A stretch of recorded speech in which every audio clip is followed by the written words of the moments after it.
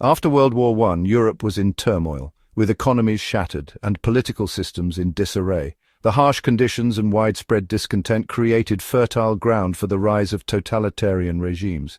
Leaders who promised order and national rejuvenation gained support, leading to the emergence of authoritarian rule across the continent. The Treaty of Versailles, signed in 1919, was a monumental document that reshaped Europe. It imposed severe territorial losses on Germany, redrawing the map of Europe and stripping the nation of its colonies.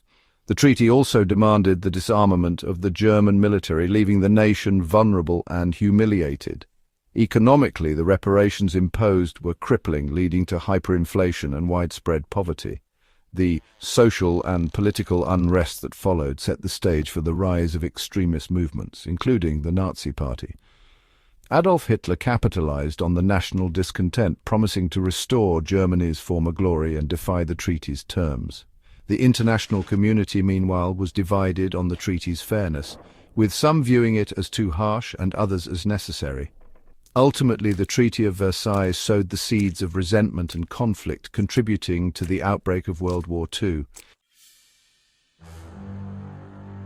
In the turbulent aftermath of World War I, Germany was a nation in turmoil, grappling with economic hardship and political instability. Amidst this chaos, a charismatic figure emerged, Adolf Hitler, whose impassioned speeches and promises of a restored Germany resonated with many.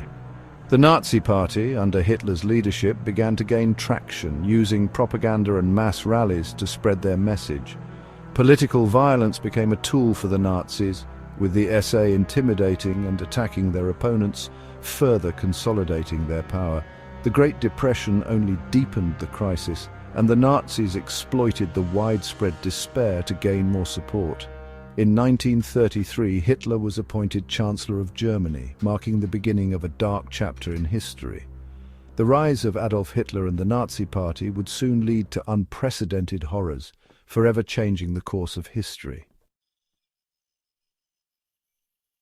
The 1930s saw Europe shrouded in a tense and uneasy calm. As leaders like Neville Chamberlain sought to maintain peace, they adopted a policy of appeasement. This policy involved making concessions to aggressive powers like Nazi Germany, hoping to avoid conflict. Initially, it seemed to work, as agreements like the Munich Pact were celebrated as triumphs of diplomacy, but the concessions only emboldened aggressors, leading to further territorial demands and invasions. The policy of appeasement ultimately failed, culminating in the outbreak of World War II. The world was plunged into a conflict far more devastating than anyone had anticipated. In the aftermath, the lessons of appeasement shaped future international policies, emphasizing the need for collective security. Today, the consequences of appeasement serve as a reminder of the importance of standing firm against aggression. Section 5. The Invasion of Poland. This is the story of a conflict that ignited the flames of World War II, a tale that intertwines strategy, aggression, and the fate of nations. Driven by a need for expansion, Germany launched a surprise attack on Poland. The invasion began on September 1, 1939, marking the start of a brutal conflict. Through their blitzkrieg tactics, the German forces quickly overwhelmed Polish defenses, leaving destruction and chaos in their wake. The locals were caught in the crossfire, their lives upended by the sudden and relentless assault. They spoke of the terror and confusion that gripped their towns. According to military historians, the invasion was meticulously planned, with routes and strategies designed to maximize the element of surprise and speed. The German forces, what few remained, were said to be highly disciplined and efficient, executing their orders with precision and ruthlessness. Their strategies were analyzed and debated by military experts who marveled at the effectiveness of the blitzkrieg approach. Many who witnessed the invasion claimed to feel a sense of dread, an inexplicable fear that the war would spread and engulf the entire continent. This feeling of impending doom was a common experience, leaving civilians unsettled and anxious about the future. The invasion's final phase saw the complete occupation of Poland, a nation left in ruins and under foreign control.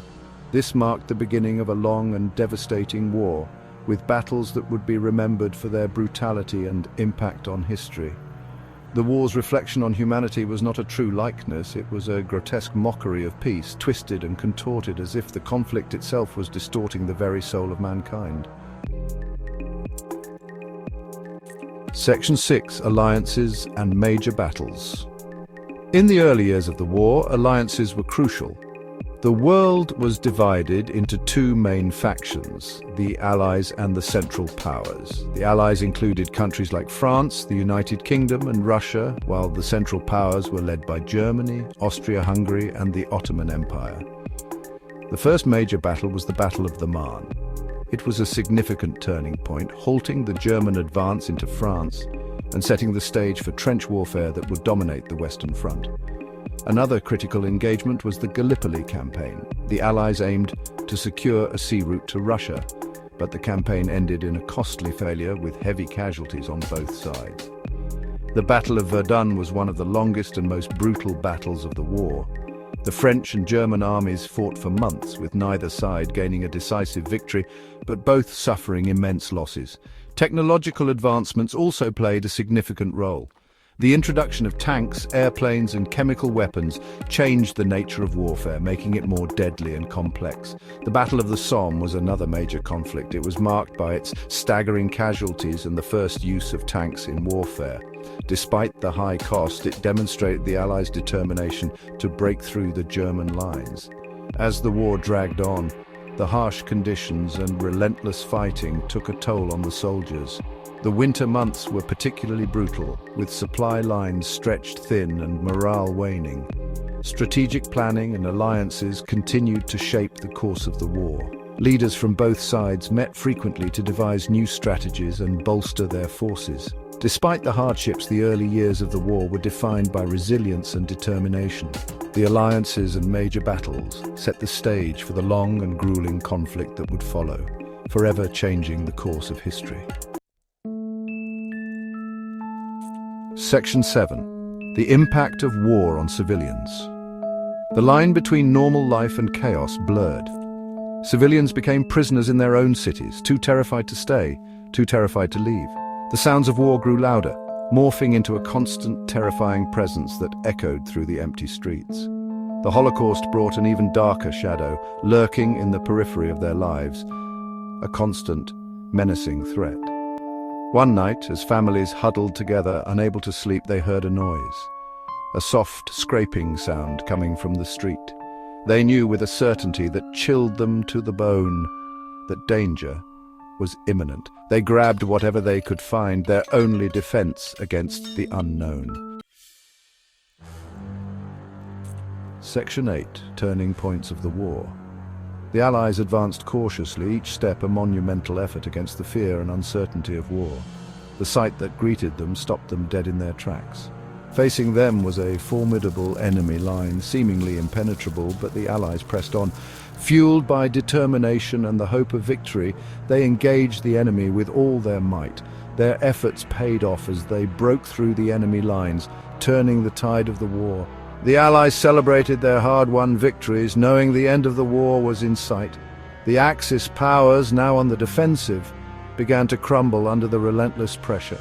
The Allies liberated city after city, bringing hope and freedom to millions. The war ended with the unconditional surrender of the Axis powers, marking a new era of peace and rebuilding. Section 9. The aftermath of war. In the wake of the devastating conflict, the world stood amidst the shattered remnants of its former existence. Nations, recognizing the need for unity, came together to form a new alliance. The United Nations was established, a beacon of hope in a world seeking peace. And as the world watched, the seeds of a new era were sown, promising a future free from the horrors of war.